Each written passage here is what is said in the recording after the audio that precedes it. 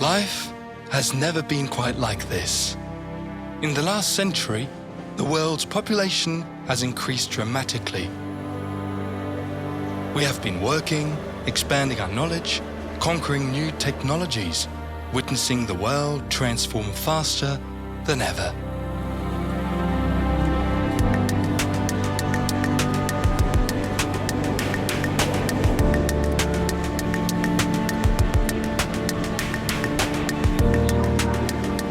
So where is God in all this change?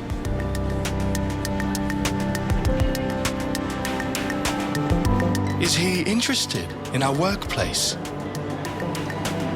Does God inhabit some places more than others?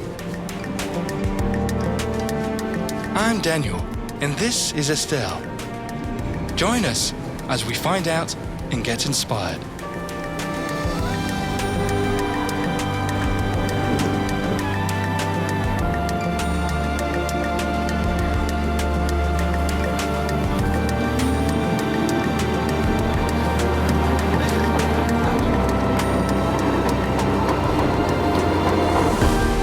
Fragrance of Faith is a documentary series of unique and authentic stories.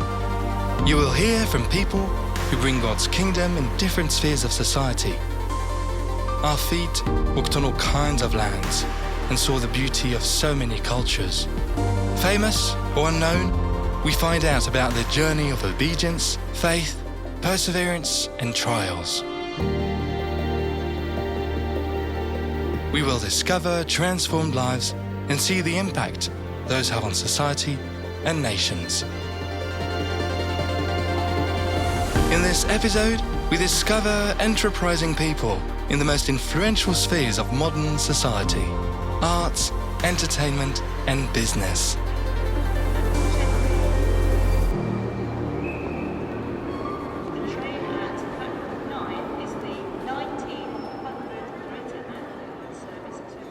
Now, you find a generation that wants reality.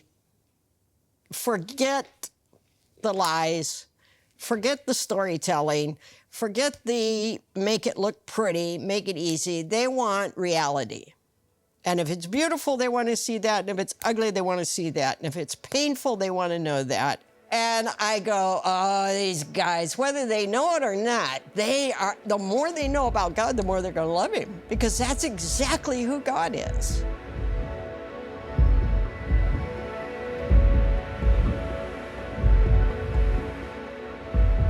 We came to visit Landa. She's a well-known Bible teacher who researches about discipling nations and societal transformation. We wanted to hear about her teachings that have influenced leaders in politics, business, and entertainment. When I started studying each sphere in detail, everything changed. So then I started asking people, where do we learn how to do this in government? Where do we learn how to do this in business or in the arts? What does this mean? And they all said, we don't know. We just have the revelation. We don't know how to do it. So I said, okay, God, it's you and me. And I got a new Bible, and I got 7 colored pencils, and I started coloring the Bible according to spheres. And that gives you a headache. And it gave me a headache for about 3 different Bibles, because it forces you to read the Bible differently and to bring it into practicality. So I have maybe another 15 Bibles or so in different colors. Idea of political authority. What is poverty? What does God say about owning things and owning land, or about socialism, the current subject? Or, how does God want to use the arts outside of the church? Does God want to use the arts outside of the church? Where do we find that?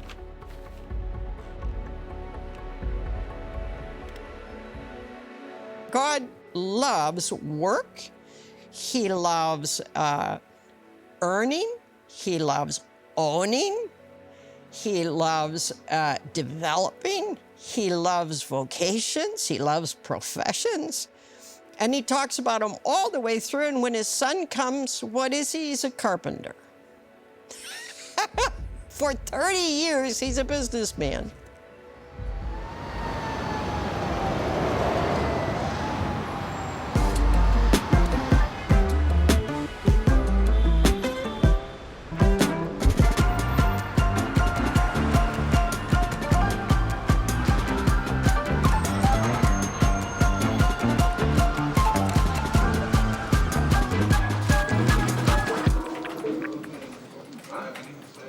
We went to New York City to meet Benjamin and his wife, Ali. Ben has been working here for a few years in business.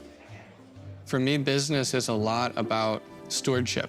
It's about taking something that he's given you, which is people's lives to a certain extent, their jobs. It's a company, it's a great amount of money, and being able to put it before the Lord and say, God, multiply this.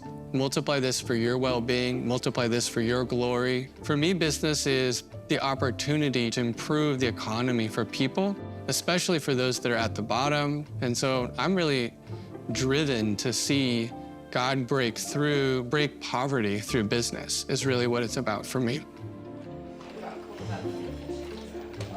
Benjamin never imagined he would be working in this area.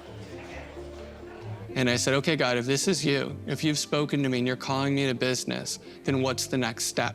And I felt him just immediately say, go to college.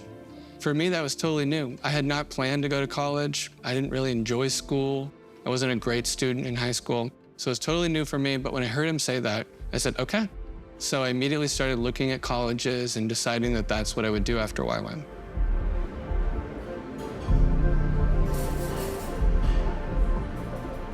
Moving to New York City, we didn't have our own apartment, and this is a very expensive city. So we ended up subletting with some friends. So we lived with another couple, and we kind of moved across from apartment to apartment. Benjamin worked very hard to graduate in business. And then God spoke to him and his wife about moving to New York City, a place they could not afford. And so it was this difficult moment where we'd essentially lived out of our car for like 4 months or so. And we'd been in different people's apartments when they were out of town. So emotionally, we were exhausted.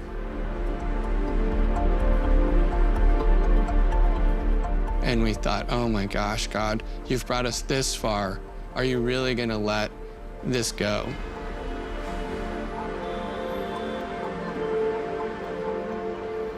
And I know one thing that I've learned over the years is that God does not put us to shame.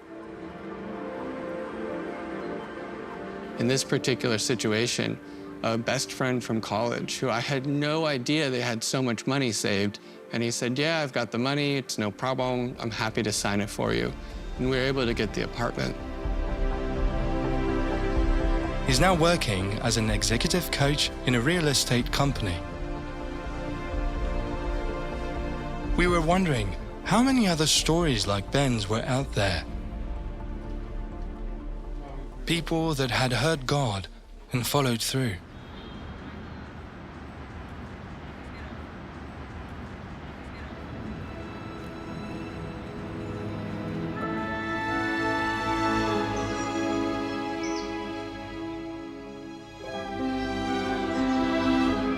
So we went to a small town in the Swiss countryside.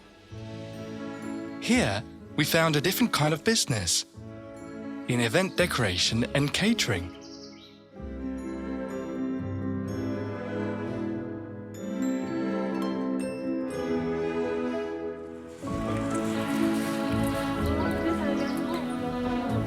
Eva and her husband, Simon, founded Avoda Living. Not only do they run workshops, but they make events look incredible and serve delicious food. She shared to us how God woke her up one night with the name of her business.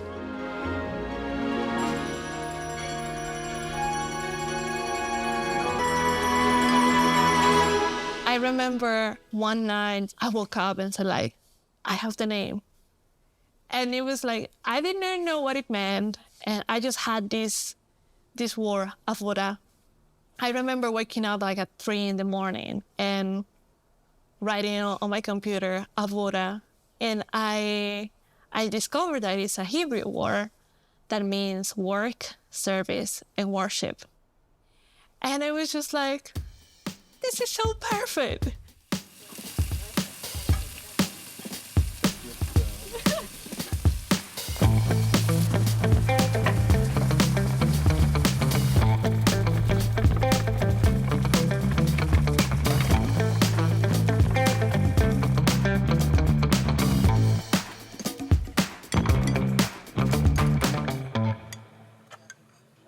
I had a journalist come in. She then wrote a newspaper article. And through that, so many people hear about our work, but not just our work, they hear about God. Because the title was Faith and Work Became a Lifestyle.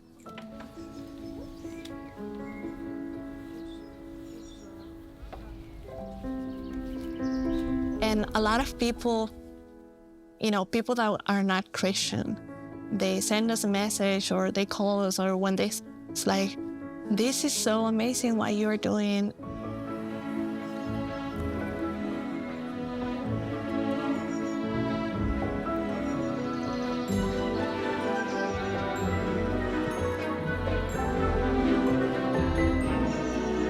We watched them craft beautiful things for others to enjoy. Their work and service was truly a place of worship. I mean, I like to bask in beauty.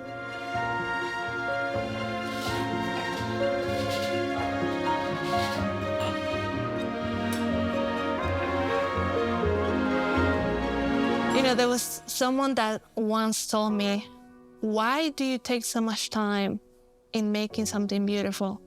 Oh, it doesn't need to be beautiful. And I was like, no, because when people see beauty, they stop to look at it, to enjoy it. By making something beautiful, I feel like we are inviting people to stop and wonder if there is something beautiful. Maybe there is someone behind the beauty.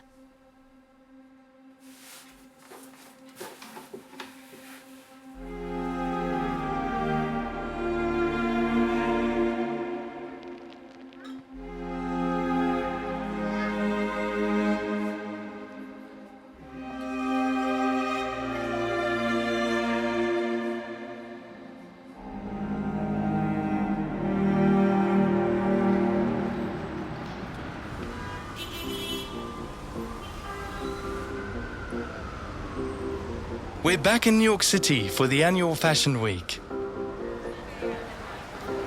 A huge event where we find famous actors, designers, as well as politicians and other personalities.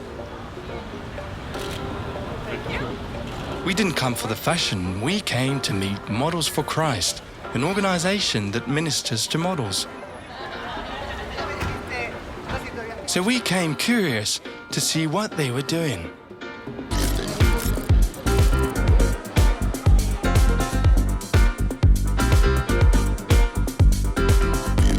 The ministry has been around 35 years around the world. Milan, Paris, Sydney, and London. In the United States, we have Hawaii, Los Angeles, Dallas, Chicago, New York, Miami, and probably a couple more I've forgotten, Brazil. So we're really everywhere.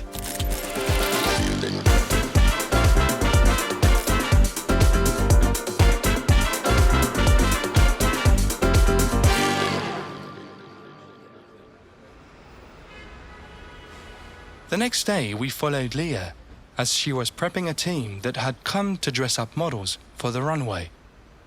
A real opportunity for us, as it can be hard to access.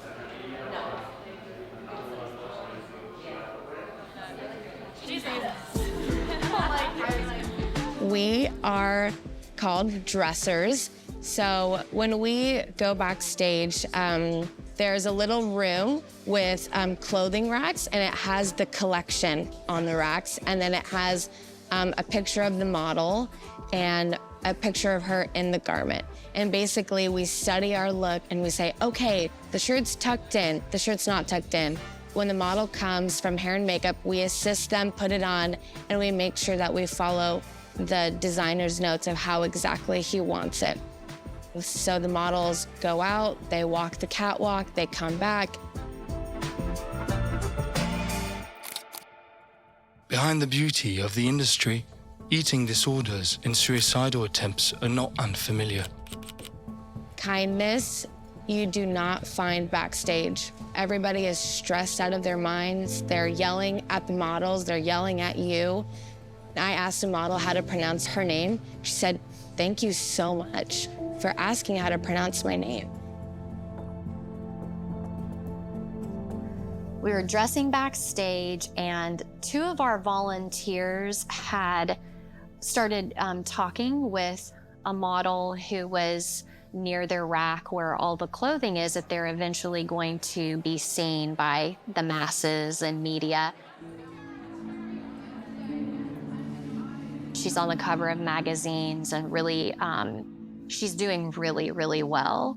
And she was so touched because she told the volunteers, "I've been praying to Jesus for the last month, asking him to reveal himself to me, and I'm not even a Christian." And she goes, "Oh, wow, so God's already answering my prayers because I wanted to learn more about Jesus." And so she's talking to her fellow models, and she is saying to them, "I'm gonna tell you what the gospel is. I've been praying to Jesus. I wanted to know who he was, and this is what these two girls said." They're listening intently, and then they turn to one of my leaders and another one of our volunteers, and they were like, "Are you the ones that love Jesus? Can you tell us again about the gospel? Can you share more about what Christianity is?" And our MSC team were like, "Oh my gosh, yes, we'd love to."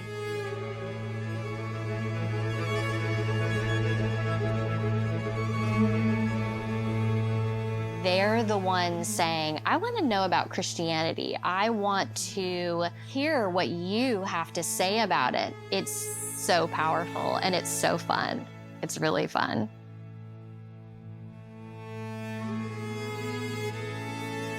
I was so amazed and in awe of the Lord, of just his persistence with these models and in this industry. Like, he's not relenting for their hearts.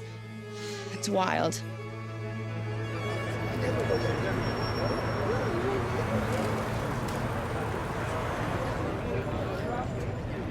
It is Fashion Week here in New York City. It's the time when the hottest designers showcase next season's apparel on the catwalks. In an industry not known for model behavior, one organization is trying to be the light at the end of the runway.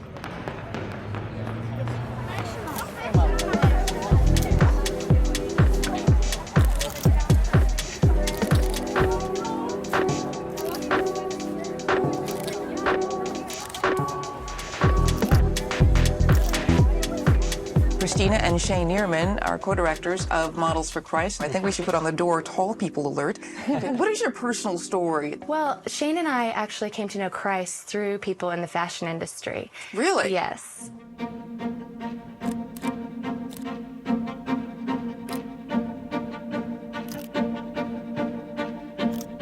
We met, we got married in 3 months. We were only 23 years old, got married in Venice, Italy, and we were working all over the world doing... That sounds like a dream. Yeah, it was pretty amazing.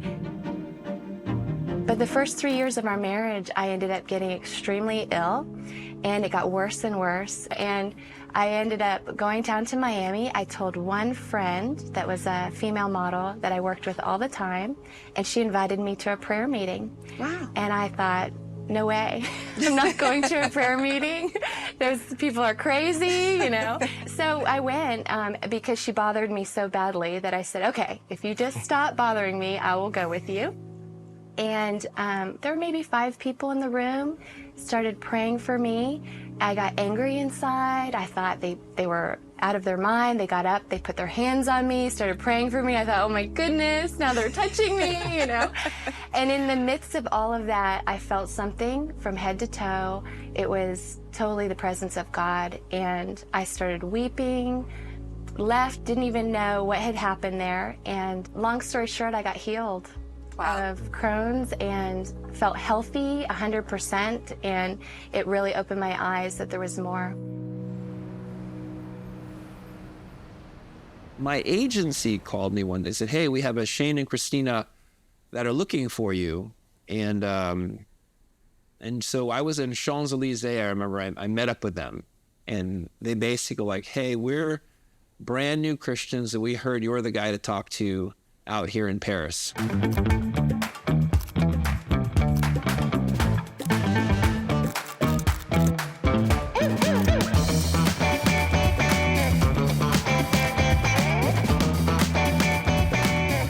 Michael was working in the fashion industry in Paris when Shane and Christina showed up.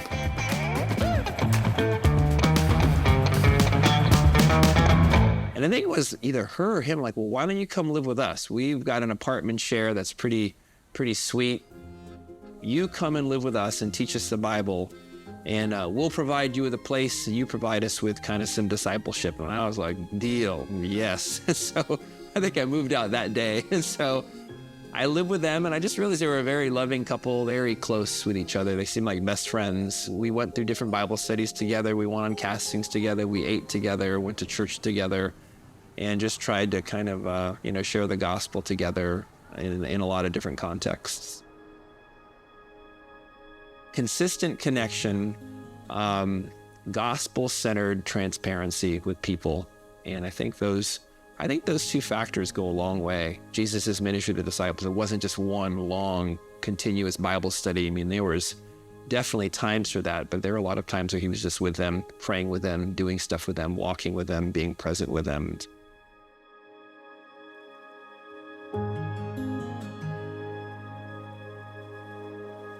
Christina and Shane's lives had been transformed. Here they are, a few years after their TV appearance. I was a very nerdy, lanky, thin kid with glasses, and I dreamt to be a model. But there was no way that anyone thought that I would ever be a model. Loved to read, was a tomboy, didn't care about fashion, really. I really don't even like shopping at all. My first photo shoot, it was the front of the Baltimore Sun newspaper. Right away, I loved it. It was just so much fun. And then I was, in New York or in Miami and shooting and around the whole fashion industry. And I would notice certain things, like how people talked about things, and it just started bothering me. And I thought, I think I need to get out of the industry because this is not good. When I realized that God was in it, if, others hadn't been in it, for me, I don't know where I'd be today. That drove me to stick in it. Sometimes I did feel like I wanted to quit the fashion industry, but there always is a perseverance for everything. And you have to go back and remember why you're there. And you have to go back and remember what he last said in it, in the call.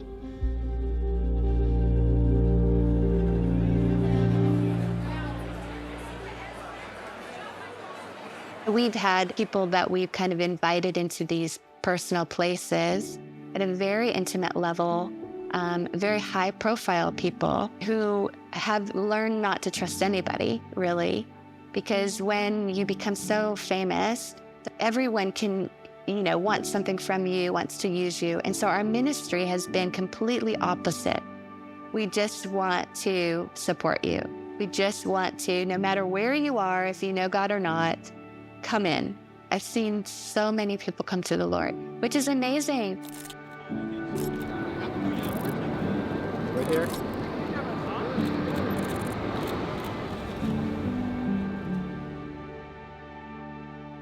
And I really love the people. We're available 24/7. Following this couple, we were challenged to ask what values were part of our lives. We've made a decision. We don't kiss anyone else because we respect each other. And if the client doesn't like it, we ask them, hey, can we do something different? Can we hold hands? We try and get creative and how can we still help them out, but then not compromise our issue? I'm happily married, and I don't ever want to ruin what I have in my marriage. In the fashion industry, there's many beautiful people. And sometimes if you're on a location and in a remote place and you know, you're in a hotel room and you're isolated and you're lonely, and it can be very tempting if someone's attracted or they're actually trying to, you know, hook up with you. It's easy to say, oh, I won't do that. But then when you're put in that situation, or maybe if there's alcohol involved too, it can be difficult.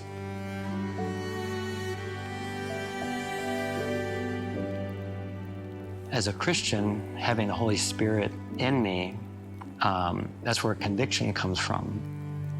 My wife and I are open about everything. And so we'll talk about it, and then it's better for her to have awareness or for me to have awareness, because then we can also pray for each other, and we can also call each other and talk through, and you have that accountability, which really is just wisdom to set up for your future.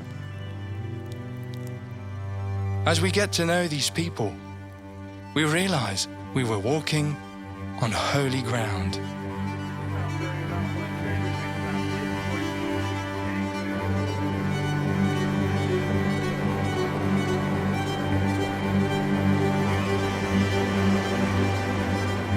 So how were people managing to survive in the entertainment sphere?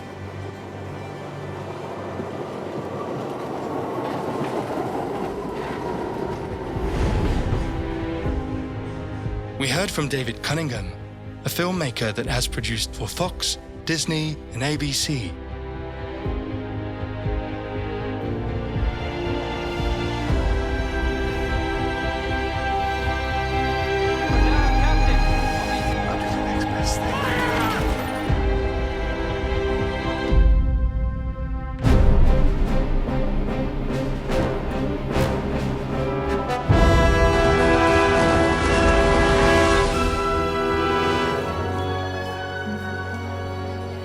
So how do you be a filmmaker? How do you be a director on a Hollywood set and lead through humility, you know, not through pride?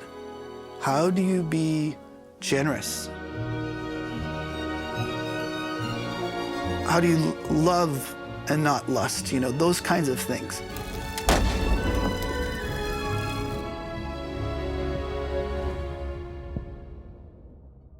I'm called to be a filmmaker.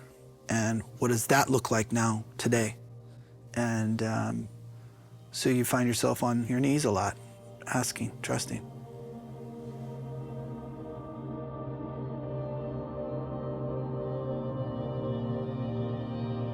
When you're called to an amoral environment where everything is okay, it's almost more difficult and certainly more complicated than being called to an immoral environment. So if temptation is on that side of the street, walk on this side of the street and pray that the Lord will keep you on that side of the street. There's three kind of driving spirits within the entertainment industry that really are kind of a big motivator, and that's greed, that's lust, and it's pride. Those are the three things that you're constantly combating.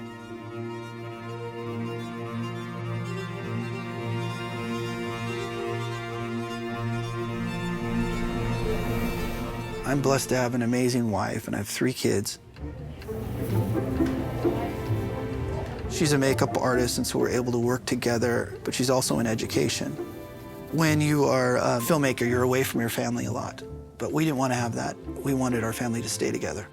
So my wife, Judy, and my sister, Karen, who's a teacher, started a little school for our kids, and we started inviting the other cast and crew kids to come as well. And it started very small. And when we were making a movie in Romania, a big movie for Fox, we were one of the larger movies to come to that nation.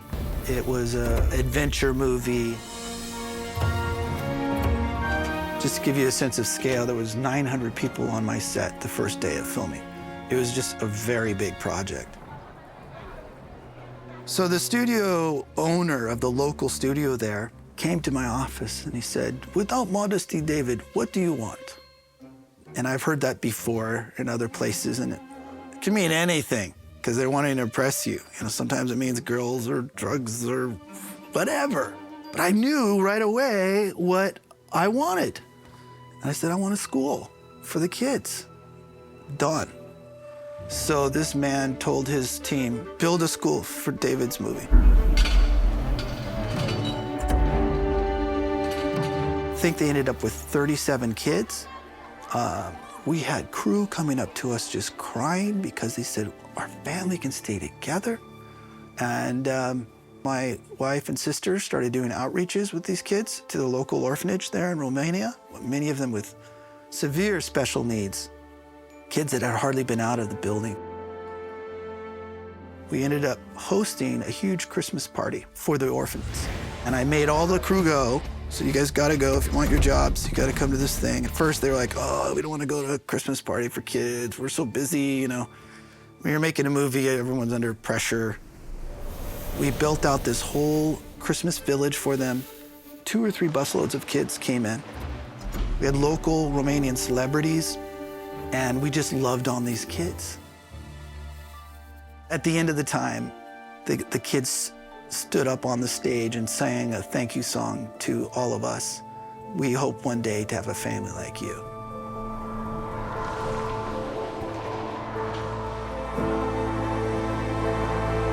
The toughest Hollywood crew members are just weeping. They're holding these kids. Everybody's bawling.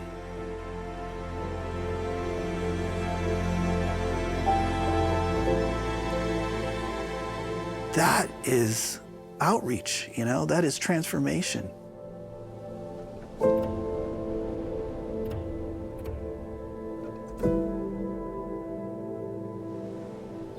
I think a calling is pouring your life out for something. It's the why, you know, you're on this planet and what you're to do. A career is often about provision. It's the stuff that you can buy with those financial provisions. It's the house and the education for your kids and all of those things. That kind of represents success and what other people think and say about you and what you've accomplished. But with a calling, success is we will only really know until we get upstairs with our Heavenly Father. And have you been a true and faithful servant, you know? And that's gonna be the true measure of success.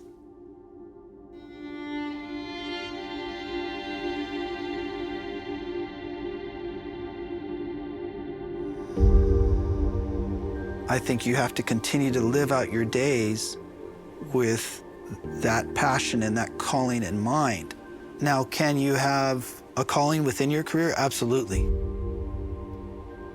But I think the calling can be more painful because you're more vulnerable. You're putting yourself out there, and you are making choices that have nothing to do with financial consequence or maybe even what's safest, or, you know, God asks you to do something and you do it.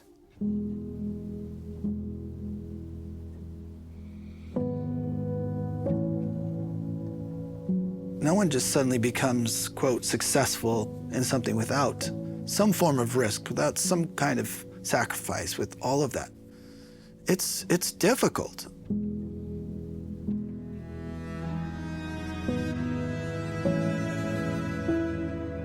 There's a lot of content out there that has a lot of things in it that are excellent and you can learn from and are amazing. And then there's stuff thrown in the middle of it and you're just like, oh, why do they have to do that, you know? And so I have to remind myself of Philippians 4:8. Fix your thoughts on what is true and honorable and right and pure and lovely and admirable. Think about things that are excellent and worthy of praise.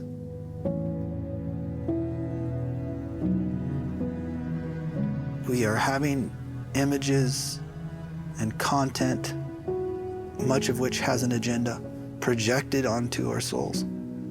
I think the Lord's given us, through His Word, some ways to navigate all of this. Is it easy? Not at all. Is it complicated? Absolutely. But I think we need to pursue those things.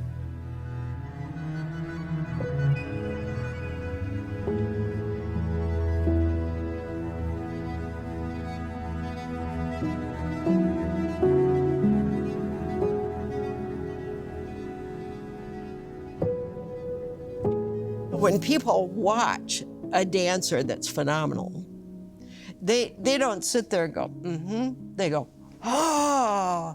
And it's the same when they watch football.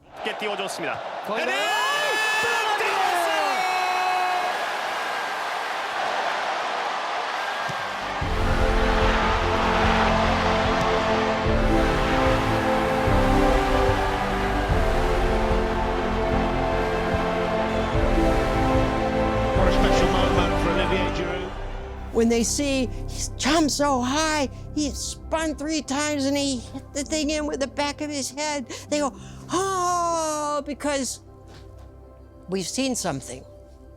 And what we've seen is a human being that's almost like a god, which is why it so often turns to worship. What we've seen is that we don't have to be at odds in ourselves with our mind, our body, our soul, and our spirit. They're meant to work together. And it excites us to see somebody do it. And we go, it creates hope. It's a celebration of what we could be.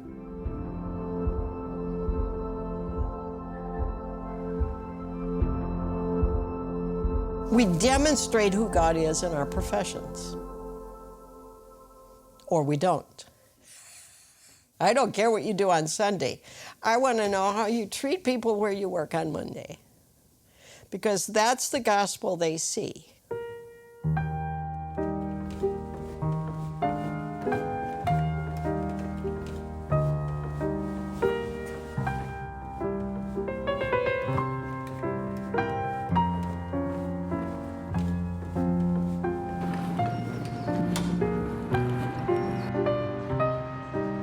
Prince Charles in England said, ugly cities make ugly lives. And we can prove that sociologically, that being around an ugly environment makes a person nastier. And being around a beautiful environment helps people to be nicer. Now, that doesn't mean everybody is nice in those communities, but it's an impact on us. We need beauty. The arts is the potter, the Rose of Sharon, the Song of Songs. And art is that part of God's creation where we have to integrate mind, soul, spirit, and body. It's more than telling a story, it's talking about emotions, and God loves that.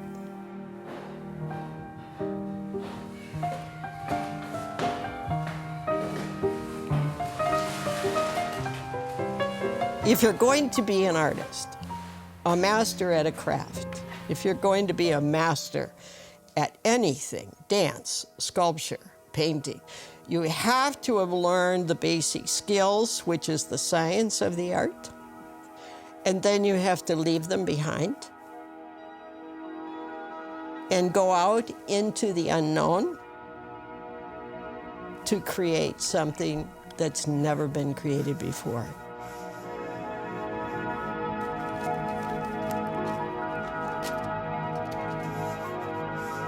And that process is the only thing in human existence that requires all of us to be integrated in one person at a moment.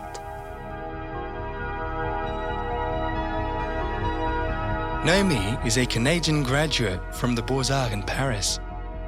She's the Associate Dean of the College of Arts at the University of the Nations. Since a young age, she's always loved creativity. Since I started painting, I remember I was throwing like paint on the floor, and my mom was never telling me like, oh no, what did you do? She was always like, oh, that's beautiful, let's try on a canvas, you know, like always encouraging me. And I remember when I was a teenager, I just drew all over my wall in my bedroom. And my parents, they just encouraged me to continue to be creative, but they tried to channel me in, like, so that I don't destroy their house. I remember one time my dad, I was trying to burn paint with the lighter, and he just came back with a torch, like saying it's gonna be better with that. I'm really thankful that they could come here for my first exhibition in Paris. The whole process of painting is a process of faith that you will succeed at the end. The mistake you did that you realize that actually were not mistake. I think when you paint, you need to trust the spirit inside of you. I bought a canvas. I started doing ink with it, and then I had my coffee, the phone rang, and I'm really clumsy, so I dropped my coffee on the painting. And then it just created texture that I really like. I started painting with that.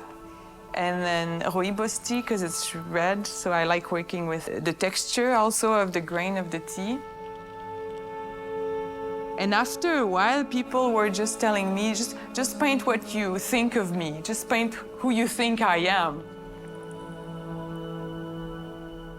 Someone that I just knew a little bit. When I was praying for her, I received something really clear about like traveling with children. And when I brought the painting to her house, I told her the whole message of the painting, and then she was like, "Who are you? Like, who told you all that?"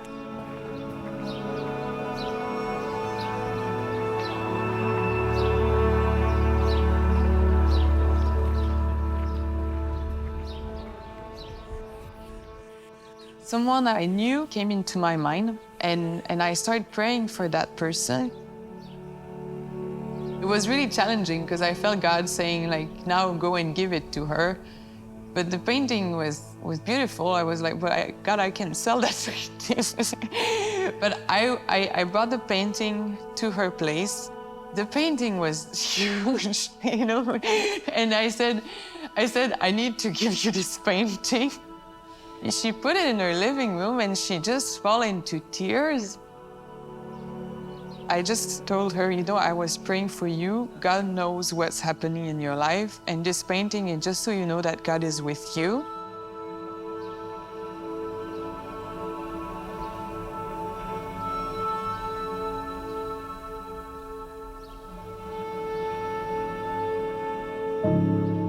And so I look at the painting and it's beautiful, I like it, but something's missing. And then I turn the painting around and I'm looking, I'm seeking for the truth, for something that God wants to say. And when I found it in the painting, I just totally fall into tears. And then I know it's from God usually. When you feel you're just delivering the painting and there's something that's happening between the client and the painting that is beyond me, and that's even more than beauty. I don't know how to call it, but it's just something that transcends the paint.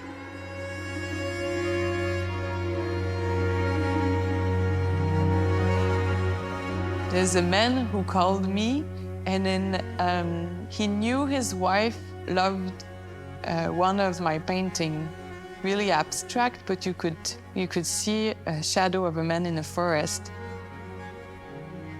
And so the man called me and he said, it's for my wife, but it's a gift. I don't want her to know.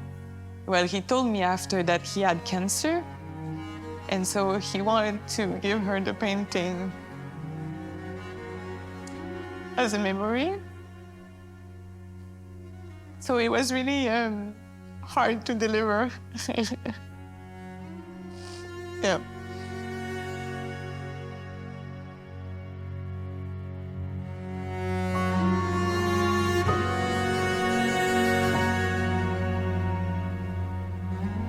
the call of an artist to put in images things that are beyond words, beyond what you can say. There's things in life that can only be communicated through images. And if the artists are not there with their sensitivity to care for others, to create for others, I feel we're missing something so beautiful of humanity.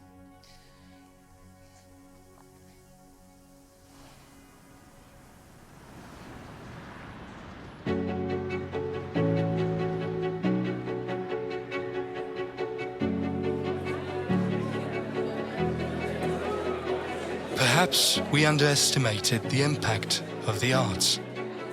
They were revealing to us a true purpose.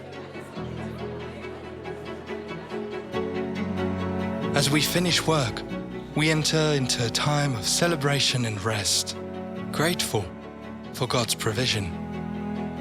All those stories remind us that holy ground is where we are.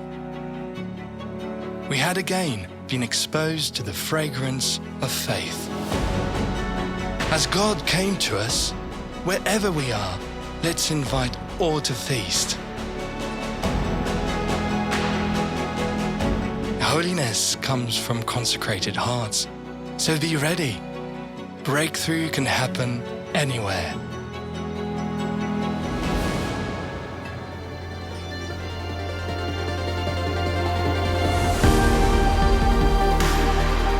In the next episode, we will meet people who have risked their lives, following their calling to bring hope.